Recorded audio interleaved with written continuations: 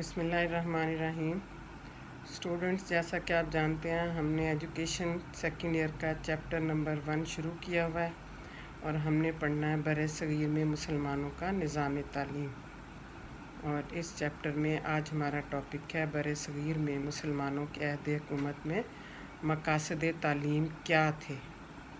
आपको पता है, जब बरसगीर में मुसलमान आए तो उस वक्त यहाँ पे जहालत का दौरा था, कोई निज़ाम तालीम नहीं था, ज़ात पात का रिवाज आम था, हिंदू मुख्तलिफ़ ज़ातों में बटे हुए थे और सिर्फ़ ऊपर सबसे ऊपर दर्जे की ज़ात जो थी ब्राह्मण, उनके लिए तालीम की इजाज़त थी।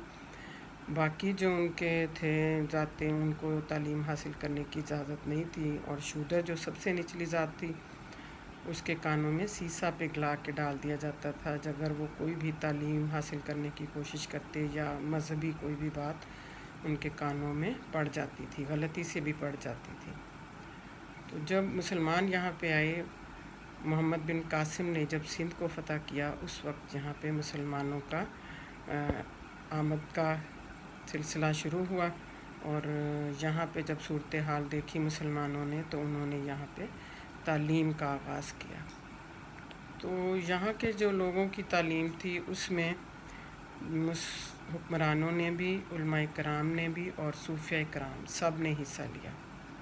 और मुसलमानों का निज़ाम तालीम, आपको पता है, इस्लाम हमारा मज़हब है, वो ज़ात पात को वैल्यू नहीं देता कि किस ज़ात के लोगों ने, किस रंग के लोगों ने, किस नस्ल के लोगों ने तालीम हासिल करनी है, किसके नहीं। यहाँ पर तालीम सब के लिए आम थी, जिसकी वजह से यहाँ के जो निचले तबके के लोग थे वो बहुत जल्दी इस्लाम से मुतासिर होना शुरू हो गए और यहाँ पे इस्लाम फैलना शुरू हो गया।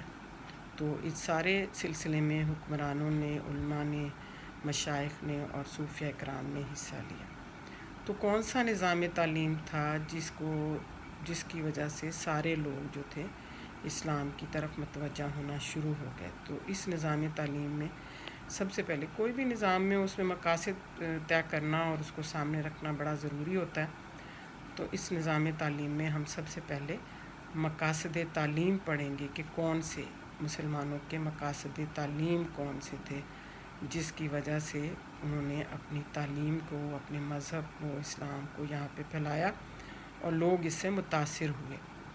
तो सबसे पहला जो मकसद है वो मतवाज़न नशोनुमा, बैलेंस्ड डेवलपमेंट। अब बैलेंस्ड डेवलपमेंट में सिर्फ़ एक पहलू नहीं है कि आपको मजहबी तालीम दे दी जाए और बाकी जो ज़िंदगी के पहलू हैं उनको छोड़ दिया जाए। तालीम का मकसद, इस्लामी तालीम का मकसद ये था कि अफराद की ज़िंदगी के तमाम पहलुओं की नमो की जाए, उनकी डेवलपमेंट की जाए, जिसमें उसका जिस्मानी पहलू भी शामिल है, ज़हनी भी है, जज्बाती भी है, माशरती भी है, रूहानी भी है और मुआशी भी है।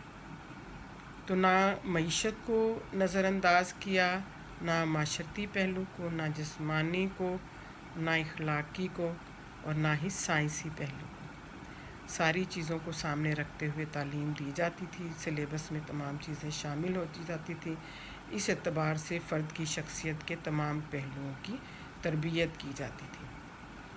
कुरान मजीद में है, ला रहबानियत फ़िल इस्लाम, के इस्लाम में रहबानियत नहीं है, दुनिया से कट जाने का हुक्म नहीं है कि आप दुनिया से कट कर एक साइड पे होकर सिर्फ़ मजहबी तालीम हासिल करें, नमाज रोज़ा करें और दुनिया को छोड़ दें। इसमें दीन और दुनिया दोनों की तालीम दी गई और दोनों को साथ साथ लेकर चलाया गया। दूसरा जो मेन इसका मकसद था, इस्लामी नज़रिया हयात का फ़रोग़ था। अब हर कौम का एक नज़रिया हयात होता है जिसको वो फॉलो करते हुए अपनी ज़िंदगी गुजारती है। उस नज़रिया हयात में उसका फ़लसफ़ा हयात, उसके इक़दार, उसकी रवायात, उसके नज़रियात, उसकी तहज़ीब व सकाफ़त, सारा कुछ शामिल होता है। तो जब कोई तालीम अपने नज़रियात, अपनी इक़दार, रवायात और सकाफ़त को साथ लेकर चलती है, तो इसका मतलब है वो कौम जो है अपने नज़रिए की हिफाजत कर रही है, अपने नज़रिया हयात को फ़रोग़ दे रही है। अगर तालीम में शामिल नहीं किया जाएगा तो वो नज़रिया हयात वहीं पे एक नस्ल के साथ ख़त्म हो जाएगा, अगली नस्ल में नहीं जाएगा।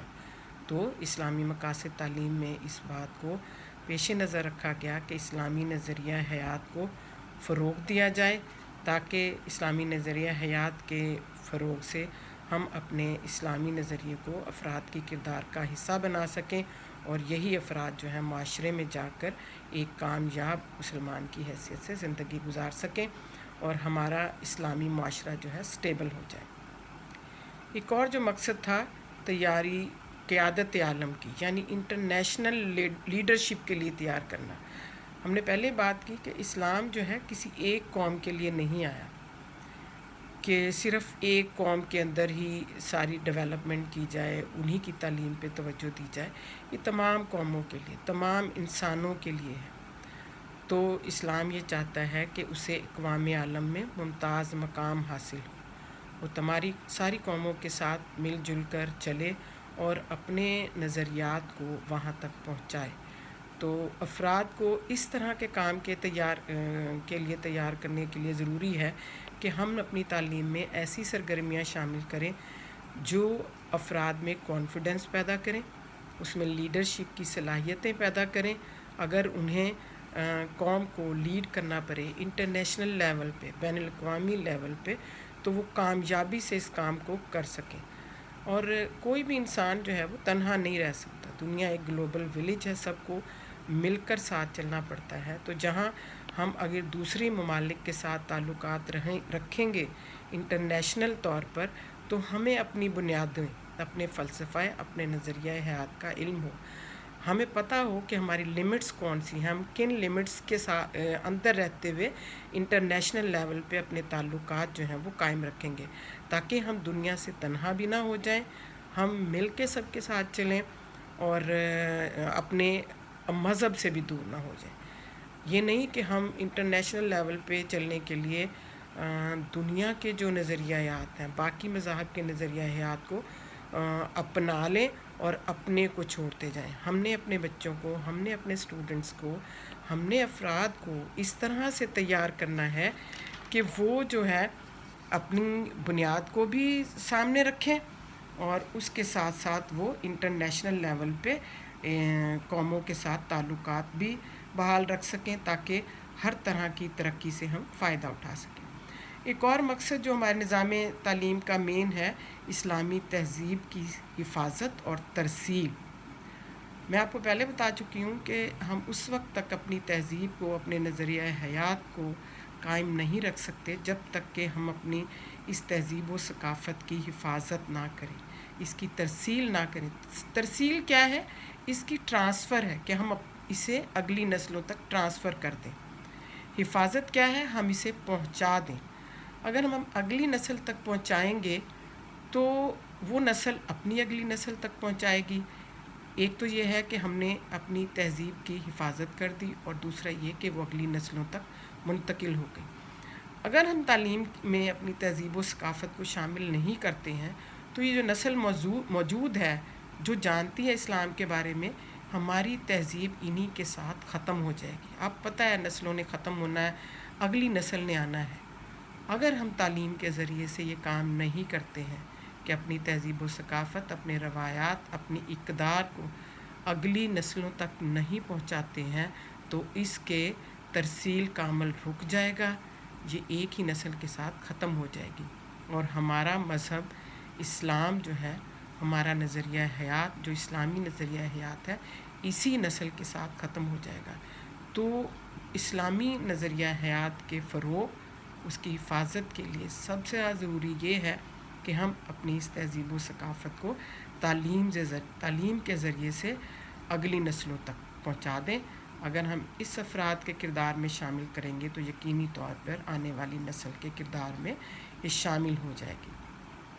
ठीक हो गया? तो ये हमारी इस्लामी तालीम का मेन मकसद था और ये हमेशा रहेगा और इसे रहना चाहिए। नेक्स्ट जो हमारा मकसद है, फ़हम कायनात, अंडरस्टैंडिंग ऑफ यूनिवर्स। हमें इस कायनात के बारे में, तमाम उसके निज़ाम के बारे में पता होना चाहिए कि कायनात क्या है, इसके असरार व रमूज़ क्या हैं, इस कायनात को बनाने वाला कौन है, ये कायनात किसके सहारे पर चल रही है और इस कायनात से हम क्या क्या फ़वाइद हासिल कर सकते हैं। تو یہ جو ہے ہم دوسرے لفظوں میں یہ بھی کہہ سکتے ہیں کہ سائنس کا علم ہے۔ بعض اوقات کہیں اسلام کے نظام تعلیم پر ڈسکشن ہوتی ہے تو یہ کچھ کرٹکس کہتے ہیں کہ جی صرف مذہبی تعلیم پر زور دیا گیا، سائنس پہ توجہ نہیں دی گئی۔ تو ہمارے تو اللہ تعالیٰ نے، ہمارے خدا نے خود ہمیں حکم دیا کہ ہم کائنات کے اسرار و رموز تلاش کریں۔ قرآن مجید میں ہے کہ تم کائنات کی طرف نظر اٹھا کر دیکھو، نظر دوڑا کر دیکھو، تمہاری نظر اس بات سے ناکام لوٹ آئے گی کہ تم اس میں کوئی خامی تلاش کر سکو۔ یعنی اللہ تعالیٰ نے ہمیں ایسے ہی آنکھیں بند کر کے اس پہ عمل کرنے کا حکم نہیں دیا، بلکہ اس نے کہا آپ اس کو دیکھو، اس کو تلاش کرو، اس کے اسرار و رموز تلاش کرو، اور اس میں جو اللہ تعالیٰ نے انسان کے لیے فائدے چھپائے ہیں، بنی نوع انسان کے فائدے، اس سے فائدہ حاصل کرو، نقصانات سے بچو۔ تو اس طرح سے فہم کائنات سے ایک تو ہم سائنس کا علم ہماری زندگی میں شامل ہو جاتا ہے، دوسرے ہمیں اللہ تعالیٰ کی معرفت حاصل ہوتی ہے کہ ہمیں پتہ چلتا ہے کہ خدا کیا ہے، وہ اس پوری کائنات کو، اس کائنات میں موجود تمام اشیاء جو مخلوق ہے ان سب کا پیدا کرنے والا ہے، اس کائنات کو بنانے والا، اس کو قائم رکھنے والا وہی خدا ہے۔ تو اس طرح سے ایک تو ہمیں سائنس کے علم میں ہمارے فروغ حاصل ہوتا ہے اس مقصد کو سامنے رکھنے سے، اور دوسرا یہ کہ ہمیں اللہ تعالیٰ کی معرفت بھی حاصل ہو جاتی ہے، اور جب ہمیں اللہ تعالیٰ کی معرفت حاصل ہو جائے گی ہم اللہ تعالیٰ کو جان جائیں گے کہ وہی ایک ابدی قوت ہے، تو ہمارے سارے کام اس کے زیر اثر ہو جائیں گے اور ہم اسی کو اور اس کے مذہب کو فالو کر کے چلیں گے، تو ہماری زندگی کا سارا نظام جو ہے وہ بہتر ہو جائے گا۔ ایک اور اسلامی نظام تعلیم کا مقصد تیاری بغرائے آخرت، یعنی ہم نے اپنے افراد کو ہیئر آفٹر کے لیے پریپیئر کرنا ہے، یعنی ہیئر آفٹر اس زندگی سے اگلی زندگی، آخرت کی زندگی۔ حضور صلی اللہ علیہ وسلم کا ارشاد ہے کہ دنیا آخرت کی کھیتی ہے، ہم اس دنیا میں جو کچھ کرتے ہیں وہ ان سارے اعمال کا، جو کام بھی کرتے ہیں ان سارے اعمال کا حساب ہمیں اگلی دنیا میں جا کر دینا ہے۔ یہ ایک مسلمان ہونے کی حیثیت سے ہمارا ایمان ہے، ہمارا عقیدہ ہے کہ ابدی جو ذات ہے وہ اللہ تعالیٰ کی ہے۔ انسانی زندگی فنا ہو جائے گی، اس کے بعد آخرت کی زندگی ہوگی جس میں انسان سے اس کے اعمال کا حساب لیا جائے گا۔ تو تعلیم کی کیا ڈیوٹی ہے، تعلیم کا یہ فرض کیا ہے کہ انسان کا جو اصلی مقصد ہے زندگی کا اس کے لیے تیار کرے، اسے آخرت کے لیے تیار کرے، اسے خدا، اس کے رسول کے بنائے ہوئے طریقوں کے بارے میں، تعلیمات کے بارے میں نہ صرف نالج دے بلکہ ان کے کردار کا حصہ بھی بنائے، تاکہ وہ اپنی زندگیاں اسلامی تعلیمات کے مطابق گزاریں اور اگلی دنیا میں، اگلے جہان میں خدا کے سامنے جب وہ حاضر ہوں تو شرمندہ نہ ہوں، اور اپنی جو ہے اعمال کا حساب دیں، اور ایک دینی زندگی، دنیاوی زندگی کامیابی سے گزارنے کے ساتھ ساتھ ان کی اخروی زندگی بھی کامیاب ہو۔ ٹھیک ہو گیا؟ تو نیکسٹ جو ہے ہماری اسلامی تعلیم کا مقصد اسلامی معاشرے کا قیام ہے، سب سے بڑا مقصد ہے۔ ہم جب تک اسلامی معاشرے کا قیام نہیں کریں گے اس وقت تک ہم مسلمان کے حیثیت سے اپنی کامیاب زندگی نہیں گزار سکتے۔ یہ ہمارا اہم ترین مقصد ہے کہ ہم اپنے افراد کی زندگی کو اسلامی کردار کے سانچے میں ڈھالیں، تاکہ وہ معاشرے میں جب جائیں، یہی افراد جب تعلیم حاصل کر کے، کیونکہ آپ کو پتہ ہے کہ معاشرہ افراد سے بنتا ہے، اور جب تک جو ہے افراد اسلامی کردار کے حامل نہیں ہوں گے اس وقت تک اسلامی معاشرہ جو ہے عمل میں، اسلامی معاشرے کا قیام عمل میں نہیں لایا جا سکتا۔ اس لیے تعلیم کے لیے ضروری ہے کہ افراد کی زندگی میں تمام اسلامی تہذیب و ثقافت، روایات، اقدار شامل کر دیں، تاکہ جب وہ معاشرے میں جائیں تو ایک اسلامی معاشرہ قائم ہو۔ ایک اور مقصد جو ہماری زندگی کا ہے خود شناسی، یعنی اپنی ذات کی پہچان۔ اللہ تعالیٰ نے انسان کو پیدا کیا، اس کی ذات کیا ہے، اس ساری زندگی جو ہے ہم نے انسان کو اس بات کا پتہ ہونا چاہیے کہ اس کا آغاز کہاں سے ہے، اس کو پیدا کرنے والا کون ہے، اس کا خالق کون ہے، اس کا مالک کون ہے، ہمارا رازق کون ہے۔ اللہ تعالیٰ نے ہمارے اندر کیا کیا صلاحیتیں دے کے بھیجی، کیا کیا قابلیتیں ہیں. انسان کے اندر اتنی ساری صلاحیتیں ہیں کہ انسان جو ہے اس کا تصور بھی نہیں کیا جا سکتا. تو اللہ تعالیٰ نے اسے کس لیے بھیجا کہ ان صلاحیتوں کو استعمال کرے اور ایک حدود کے اندر رہتے ہوئے اسلامی تعلیمات کے اندر اپنی زندگی گزارے اور کامیابی کے ساتھ جو ہے وہ زندگی گزارے. لہٰذا جب انسان کو اپنی صلاحیتوں کا، اپنے آغاز کا، اپنے خالق کا، مالک کا علم حاصل ہو جاتا ہے تو سمجھے اس نے خود شناسی حاصل کر لی. اور خود شناسی ایک ایسی چیز ہے کہ جس میں اسے اپنی ذات، خدا کی ذات، اپنے مذہب اسلام، اپنی لیمیٹیشنز، اپنی صلاحیتیں سب کا علم ہو جاتا ہے، اور جس کے بعد معاشرے میں وہ کامیاب انسان کی حیثیت سے زندگی گزارنے کے قابل ہو جاتا ہے. لہٰذا تعلیم کے یہ بڑا مین مقصد ہے، بڑی ڈیوٹی ہے کہ افراد میں خود شناسی پیدا کرے. اس کے ذریعے سے وہ قرآن کی تعلیم، حدیث کی تعلیم، اسلامی تعلیمات کے ذریعے سے فرد کو اس کی ذات سے، اس کی زندگی کے مقصد سے آگاہ کر سکتے ہیں، تاکہ وہ معاشرے میں جب جائے تو اپنے مقصد حیات سے آگاہ بھی ہو اور اس پر عمل پیرا بھی ہو. ایک آخری مقصد اور ہماری زندگی کا، عالمگیر خواندگی. میں پہلے جب ہم نے شروع کیا لیسن یہ بات بتا چکی ہوں کہ اسلام جو مذہب ہے وہ کسی ایک قوم کی طرف نہیں آیا. اسلام نے کسی ایک خاص مذہب یا نسل کو علم حاصل کرنے کا حکم نہیں دیا گیا. اس میں کسی رنگ، نسل، مذہب، جغرافیے کی قید نہیں ہے. تمام بنی نوع انسان کی طرف آیا یہ مذہب، اور تمام بنی نوع انسان کو تعلیم حاصل کرنے کا حکم دیا گیا. تو عالمگیر خواندگی بھی یہی ہے کہ دنیا کے تمام لوگ پڑھے لکھے ہوں، وہ لکھنے پڑھنے کے ساتھ ساتھ ابتدائی حساب بھی جانتے ہوں.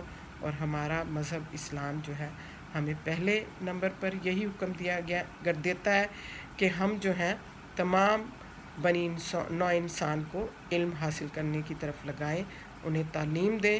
ہمارے نبی صلی اللہ علیہ وآلہ وسلم پر جب پہلی وحی اتری تھی، اس میں سب سے پہلے جو آدھو صلی اللہ علیہ وآلہ وسلم کو حکم دیا گیا، اقرا بسم ربک الذی خلق، کہ پڑھ اپنے رب کے نام سے جس نے تجھے پیدا کیا. پھر آدھو صلی اللہ علیہ وسلم نے اپنے لیے معلمی کے پیشے کو پسند فرمایا. انما بعثت معلما، مجھے معلم بنا کر بھیجا گیا. تو یہ ساری چیزیں اس بات کو ثابت کرتی ہیں کہ ہمارے اللہ نے، ہمارے رسول نے تعلیم حاصل کرنے، تعلیم دینے، ان دونوں کاموں کو پسند کیا، اور تمام بنی نوع انسان کی طرف اسلام آیا اور تعلیم بھی تمام بنی نوع انسان پر فرض کی گئی. اس طرح سے ہمارا جو مذہب ہے وہ عالمگیر خواندگی کی دعوت دیتا ہے. لہٰذا ہماری تعلیم کا یہ فرض ہے کہ افراد کو اسی عالمگیر خواندگی کا درس دیں، تاکہ خود بھی تعلیم حاصل کریں اور آنے والی نسلوں کو اور تمام لوگوں کو جو اس سے تعلیم سے بے خبر ہیں ان کو تعلیم دیں. جی آپ کا آج کا ٹاپک مقاصد تعلیم ختم ہے. اس کے بعد انشاءاللہ تعالی ہم نصاب پڑھیں گے اگلے ٹاپک میں کہ اسلامی نظام تعلیم میں مسلمانوں کی تعلیم کا نصاب کیا تھا.